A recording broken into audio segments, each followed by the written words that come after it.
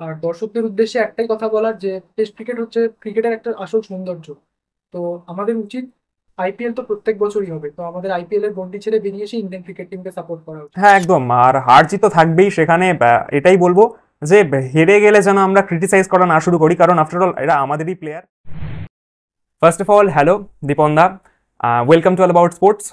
তোমার প্রথম দিন প্রথমবার ইউটিউবে এসে কেমন লাগছে? অবভিয়াসলি ভালোই লাগছে, যেহেতু প্রথমবার ইউটিউব প্ল্যাটফর্মে, তো ফার্স্ট টাইম। ওকে। আজকে আমাদের বেসিক্যালি ডিসকাশন হবে বর্ডার গাভাস্কার ট্রফি। এখন বর্তমান সময়ে ক্রিকেট নিয়ে কথা বললেই আইপিএল তো আছেই, আইপিএল অকশন তো আছেই। তাছাড়াও এখন একটা হট টপিক হয়ে দাঁড়িয়েছে বর্ডার গাভাস্কার ট্রফি 2024-25, যেখানে ইন্ডিয়ান টিম গত কয়েকদিন আগে নিউজিল্যান্ডের কাছে 3-0 হোয়াইট ওয়াশ।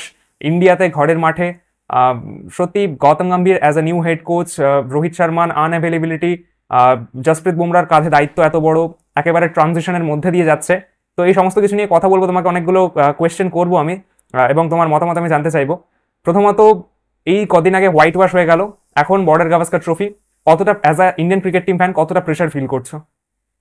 হ্যাঁ, অবশ্যই অস্ট্রেলিয়ায় খেলা কোনোদিন অতটা সোজা নয়, তো সেক্ষেত্রে অবশ্যই প্রেশার থাকবে ভারতীয় ক্রিকেট টিমের উপরে। এবং প্রথম টেস্টে রোহিত শর্মার আনঅ্যাভেলেবিলিটি, তো সেটা একটা ভারতের টিম ম্যানেজমেন্টের উপরে সত্যিই চিন্তার বিষয়। হ্যাঁ, সব থেকে বড় বিষয় হচ্ছে as a captain Rohit Sharma, তার obviously congratulations to Rohit Sharma, baby boy হয়েছে, new baby. Obviously Ritika ma'am and Rohit Sharma, congratulations. এরপর আমরা যদি বর্ডার গাভাস্কার ট্রফি প্রথম ম্যাচ পার্থে, অর্থাৎ অপটাস স্টেডিয়ামে পার্থে খেলা হবে, যেখানে অবভিয়াসলি আমরা গত অনেকগুলো বছর ধরেই খেলা দেখে আসছি, বর্ডার গাভাস্কার ট্রফি ফলো করেছি, যেখানে ইভেন যারা আর কি সোশ্যাল মিডিয়া বা ক্রিকেট ফলো করেছে তারা সবাই জানে পার্থের পিচ হয় পেস বাউন্সি স্পাইসি পিচ। সেখানে against Mitchell Starc, against Pat Cummins, against bowlers like Josh Hazlewood, এবং হয়তো স্কট বোল্যান্ডের এখন নাও নাও খেলতে পারে, বিকজ মিচেল মার্শকে অ্যাজ আ ফোর্থ সিমার খেলানোর কথা ভাবছে হয়তো অস্ট্রেলিয়ান ক্রিকেট টিম। তো ঠিক আছে, সেগুলো নিয়ে পরে পরে কথা বলবো আমরা।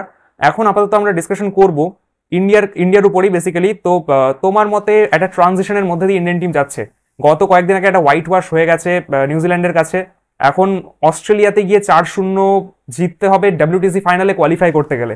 এখন এটাই হচ্ছে আমাদের সামনে টার্গেট। এবার ডাব্লিউটিসি ফাইনাল একেবারেই সহজ হবে না, কারণ অস্ট্রেলিয়াকে 4-0 অস্ট্রেলিয়াতে গিয়ে হারানো, এটা কিন্তু খুবই বড় একটা চাপের বিষয় হতে চলেছে, কারণ এর আগে কোনোদিন ইন্ডিয়া অস্ট্রেলিয়াতে গিয়ে 4-0 জিতে আসেনি। অবভিয়াসলি 4-0 হারিয়েছে, সেটা ইন্ডিয়াতে হারিয়েছে। আমি যদি একটা স্ট্যাটস তুলে ধরি তোমার সামনে, তুমি হয়তো জানবে আমরা 7 বার এর আগে অস্ট্রেলিয়াতে খেলতে গেছি 1999 এর পর থেকে, যেখানে আমরা 2টো জিতেছি, 4টে হেরেছি, একটা ড্র করেছি। এবং যে দুটো ম্যাচ জিতেছি বা যে দুটো সিরিজ আমরা জিতেছি, সেটাও 2018-19 আর 2020-21। হ্যাঁ। তো সেই দুইবার আমরা 2-1 এর একটা মানে 2-1 জিতেছিলাম সিরিজটা, 4টে টেস্ট ম্যাচের সিরিজ, এবং সিডনি মানে ওয়াশ আউট হয়ে গেছিল। তো এবার 5টা টেস্ট ম্যাচ হবে, ফার্স্টে Perth, then Adelaide pink ball test, then I think Melbourne, then Brisbane, না থার্ড গাবা হবে, ব্রিসবেন হবে, ফোর্থ মেলবোর্ন, এবং ফিফথ সিডনি হবে। তো আমি বাকি 4টে বাদ দিলাম, আমরা আজকে পার্থ নিয়ে কথা বলবো। পার্থে তোমার কি মনে হয়, মানে প্রথমে জসপ্রীত বুমরা ক্যাপ্টেন্সি আর্মব্যান্ডটা পরে মাঠে নামবে, বিরাট কোহলি রিসেন্ট টাইমে একেবারেই জঘন্য ফর্মে চলছে, আবারও একটা নতুন নতুন মানে নতুন ট্রানজিশনের মধ্যে দিয়ে ইন্ডিয়া টিম যাবে, যেখানে ধ্রুব জুরেল, দেবদত্ত পাডিকাল, হর্ষিত রানা, প্রসিদ্ধ কৃষ্ণার মতো বা নীতিশ কুমার রেড্ডির মতো প্লেয়ারদেরকে আমরা দেখতে পাবো, ডেবিউ করার জন্য দেখতে পেতে পারি। তোমার কি মনে হচ্ছে প্লেয়ারগুলোর জন্য মোটেই সহজ হবে না? তোমার মতামত? হ্যাঁ, সেটা 100 বার। কারণ অস্ট্রেলিয়ার মতো টিম, অস্ট্রেলিয়ার মতো টিমের পিছনের সিরিজের পারফরমেন্স দেখে ভবিষ্যতের সিরিজের ফলাফল ডিসাইড করা, সেটা এক মানে একেবারেই বোকামোর কাজ। তো সেক্ষেত্রে আহ, অবশ্যই ইন্ডিয়ান টিম চাপে থাকবে, কারণ অস্ট্রেলিয়া বিগত দুটো টেস্ট সিরিজ তাদের ঘরের মাটিতে ভারতের সাথে জিততে পারে। তো তারা এবারে পুরোপুরি চেষ্টা করবে যাতে ইন্ডিয়া কোনোভাবেই তাদেরকে আর না হারাতে পারে। তো এটাই। হ্যাঁ, এক্স্যাক্টলি 22 তারিখ, অর্থাৎ আগামীকাল থেকে ম্যাচ শুরু হচ্ছে, সকাল 7টা 50 থেকে ম্যাচ, এবং অবভিয়াসলি পুরো টিমের উপরই ব্যাপক লেভেলের প্রেশার রয়েছে, গৌতম গম্ভীর তার উপর প্রচন্ড প্রেশার রয়েছে। আমাদের ইন্ডিয়ান ফ্যান্সরাই, আমাদের নিজেদের ফ্যান্সরাই একেবারেই ট্রাস্ট করতে পারছে না, সবাই ভাবছে যে গৌতম গম্ভীর এবং তার এই বাহিনী, বিরাট কোহলি, রবীন্দ্র জাডেজা, এদের দিন শেষ হয়ে গেছে, KL রাহুল, এদের দিন শেষ হয়ে গেছে, এরা কামব্যাক করতে পারবে না। তোমার কি মনে হয় এরা কামব্যাক করতে পারবে? হ্যাঁ, অবশ্যই কামব্যাক করবে, তার কারণ KL রাহুল, রোহিত শর্মা, বিরাট কোহলি এরা তিনজনই এরা তিনজন কেন, বাকি যারা বড় বড় প্লেয়ার আছে, ঋষভ পন্থ, এরা সবাই বড় মঞ্চের প্লেয়ার। এরা হয়তো অতীতে মানে বর্তমানে খারাপ ফর্মে আছে, কিন্তু তারা অতীতেও ভারতকে জিতিয়েছে বহুবার এরকম ক্রুশাল একটা সিরিজ যেহেতু আসতে চলেছে, বর্ডার গাভাস্কর ট্রফি। তো আহ, হ্যাঁ, আর সব থেকে বড় বিষয় ঋষভ পান্ত কামব্যাক করছে। লাস্ট টাইম ঋষভ পান্ত আমাদের সবাই মনে আছে, টুটা হে গাবা কা ঘমন্ড, সেই আইকনিক কমেন্ট্রি। আর ঋষভ পান্ত তারপরে তার একটা বড় অ্যাক্সিডেন্ট হয়, এবং রিসেন্ট টাইমে ঋষভ পান্ত বেশ ভালো টাচে রয়েছে, টি-20 ওয়ার্ল্ড কাপ জিতিয়ে আসছে। ঋষভ পান্তের একটা বড় দায়িত্ব থাকবে। তো হ্যাঁ, অবভিয়াসলি আমারও মনে হয় যে ইন্ডিয়ান টিম কামব্যাক করবে, এবং যখনই দেওয়ালে এক্স্যাক্টলি দেওয়ালে পিঠ থেকে গেছে, এবং সবাই যখন একেবারে রুল আউট করে দিয়েছে যে কোনো মতেই সম্ভব না ডাব্লিউটিসি, সেখানে আমার মনে হয় ইন্ডিয়া একটা ফাইট ব্যাক তো করবেই। আর হ্যাঁ, এবার আমরা ডিরেক্টলি প্লেইং ইলেভেনের দিকে ঢুকবো।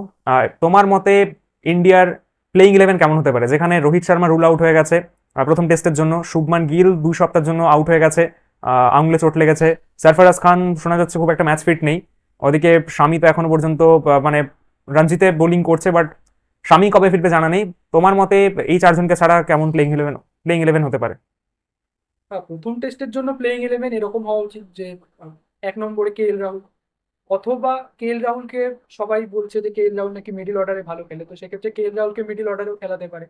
তো আমি প্রেফার করব ভারতের মানে ওপেনিং পেয়ার হওয়া উচিত প্রথমত 1 নাম্বার 1 চয়েস যশস্বী জয়সওয়াল, এবং সেকেন্ডলি হচ্ছে অভিমন্যু ঈশ্বরন। কারণ অভিমন্যু ঈশ্বরন অতীতে বহু মানে ফার্স্ট ক্লাস ক্রিকেটে পারফরমেন্স করে এসছে। তো সেক্ষেত্রে অভিমন্যু ঈশ্বরন আর কবে চান্স পাবে, এখনই যদি চান্স না পায়। তো 3 নম্বরে আমি প্রেফার করবো KL রাহুলকে, 4 নম্বরে অবভিয়াসলি বিরাট কোহলি, 5 নম্বরে ঋষভ পন্থ, 6 নম্বরে ধ্রুব জুরেল। কারণ ধ্রুব জুরেল ইন্ডিয়ার আর অস্ট্রেলিয়ার যে বেসরকারি টেস্টটা খেলা হয়েছিল, যে প্র্যাকটিস টেস্ট, তো সেখানে দুটো ইনিংসেই সে রান বানিয়েছে, সে দুটো ইনিংসেই 50+ স্কোর করেছে। তো আমার মতে ধ্রুব জুরেলকে খেলানো উচিত। কিন্তু আবার ধ্রুব জুরেল যখন লাস্ট টাইম খেলেছিল ইংল্যান্ডের এগেনস্টে, তখনও কিন্তু খুব ভালো টাচেই ছিল। তো সেক্ষেত্রে ধ্রুব জুরেলকে খেলানো অবশ্যই উচিত ভারতীয় টিম ম্যানেজমেন্টের। আর দুজন অলরাউন্ডার হিসেবে আমি অলরাউন্ডার হিসেবে প্রেফার করব রবীন্দ্র জাদেজা এবং রবিচন্দ্রন অশ্বিন, এদের দুজনকে। আর বাকি 3জন ফাস্ট বোলার হিসাবে অবভিয়াসলি মোহাম্মদ সিরাজ, আকাশদীপ এবং জসপ্রীত বুমরাহ। হ্যাঁ, জসপ্রীত বুমরাহ এজ ক্যাপ্টেন।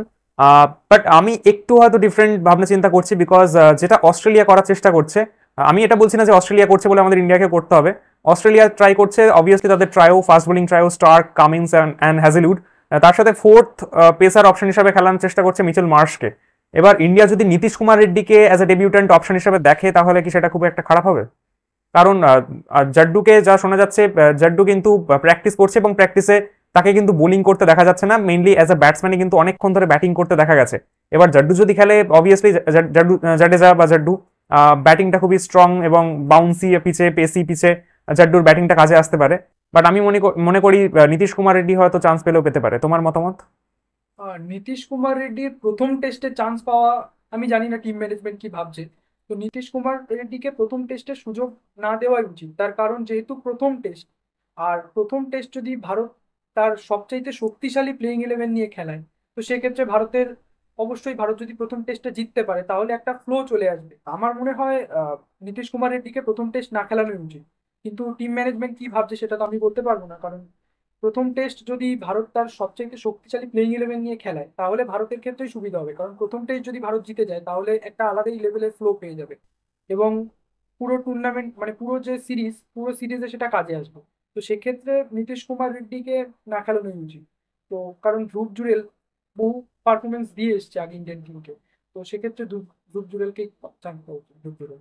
ওকে, এবার আমি যদি আমার একটা প্লেইং ইলেভেন শেয়ার করার চেষ্টা করি, তো অবভিয়াসলি KL রাহুলকে অ্যাজ এ ওপেনার সবাই প্রেডিক্ট করছে, বিকজ অফ আমার মনে হয় অবভিয়াসলি অভিমন্যু ঈশ্বরন, আমিও মনে করি যে বাংলার প্লেয়ার অভিমন্যু অনেকদিন ধরে পারফর্ম করে আসছে, তারও চান্স পাওয়া উচিত। যেখানে অবভিয়াসলি জুড়েল যেহেতু চান্স পাচ্ছে, অভিমন্যু কেন পাবে না? বাট আমি মনে করি ওই যে পার্থে স্টার্কের, প্যাট কামিন্সের ওই প্রথম 10 ওভার ফেস করা, সেখানে জয়সওয়াল অবভিয়াসলি মানিয়ে নিয়েছে ওই একটা স্পট, বাট তার সাথে আমার মনে হয় KL রাহুল ওই তার এক্সপিরিয়েন্সটা আছে, ওই প্রথম বলটা ফেস করা, ওখানে গিয়ে ওই প্রথম 10 ওভার ফেস করা, সেখানে অভিমন্যু ঈশ্বরন তাকে চান্স দেওয়া উচিত, ঠিক আছে, বাট মিডল অর্ডারে না দিয়ে ওপেনিংয়ে একটা খুব মানে ট্রিকি হয়ে যাবে সেখানে, বিকজ একেবারেই প্রথমবার খেলতে নামছে ইন্ডিয়া টিমের টেস্ট টিমের জার্সিতে অস্ট্রেলিয়ার এগেনস্টে, অস্ট্রেলিয়ার মতো একটা বোলিং লাইন আপের এগেনস্টে। সেখানে আমি মনে করি KL রাহুল ওপেনিং করতে গেলে আই থিঙ্ক বেটার হতে পারে। অবশ্যই কে এল রাহুল ওপেন করতে গেলে বেটার হবে, কিন্তু কে এল রাহুলের অ্যাজ আ ওপেনারের চাইতে as a middle order batsman হিসেবে সে বেশি স্টেবিলিটি দেখিয়েছে ভারতকে। তো আমার মতে as a opener or number 3, মানে ভারতের যে টপ অর্ডারের ভিতরেই খেলানো উচিত। তো আমি অ্যাজ আ ওপেনার হিসেবে ওপেনারের জায়গায় অ্যাজ আ 3 নম্বর হিসেবে খেলানোটাকে বেশি প্রেফার করি। ওকে, তাহলে ইয়শস্বী জয়সওয়াল তোমার মতে, অভিমন্যু ঈশ্বরন, 3-এ কে এল রাহুল, 4-এ বিরাট কোহলি, 5-এ ঋষভ পান্ত, 6-এ ধ্রুব জুরেল, 7-8 রবীন্দ্র জাডেজা, রবিচন্দ্রন অশ্বিন, 9-10-11 অনেকে হর্ষিত রানাকে দেখা যাচ্ছে নাকি হর্ষিত সিরাজ এবং বুমরার সাথে একই নেটে প্র্যাকটিস করছে। এবার হর্ষিত, আমারও মনে হয় যে হর্ষিতকে প্রথম টেস্টে চান্স দেওয়াটা একটু রিস্কি হয়ে যেতে পারে, কারণ আকাশদীপ অবভিয়াসলি, আকাশদীপকে আমার মতে চান্স দেওয়া উচিত, কারণ তুমি যেটা বললে এতদিন ধরে বোলিং করে আসছে, এবং আকাশদীপকে যদি এরকম পার্থের স্টেডিয়ামে যদি খেলতে না সুযোগ দেওয়া হয়, তাহলে কেন বাংলাদেশ, কেন নিউজিল্যান্ডের সিরিজে চান্স দিচ্ছিল বারবার। আমারও তাই মনে হয় যে আকাশদীপ মানে বেটার অপশন হবে সিরাজ এবং বুমরার পাশাপাশি। এবং আমি তুমি যেটা বলে নীতিশ কুমার রেড্ডিকে তুমি চান্স দিতে চাইছো না, তুমি জাড্ডু অশ্বিনকে রাখছো অলরাউন্ডার অপশন হিসাবে, বাট আমি মনে করি সেখানে একটা ওই ফোর্থ ফাস্ট বোলিং অপশন হিসাবে হয়তো নীতিশ কুমার রেড্ডি চান্স পেলেও পেতে পারে। এবার দেখা যাক, আমাদের নিজস্ব পার্সপেক্টিভ থেকে আমরা বললাম, আমাদের দুটো প্লেইং 11 শেয়ার করলাম। অবভিয়াসলি আপনারাও আপনাদের মতামত জানাতে ভুলবেন না।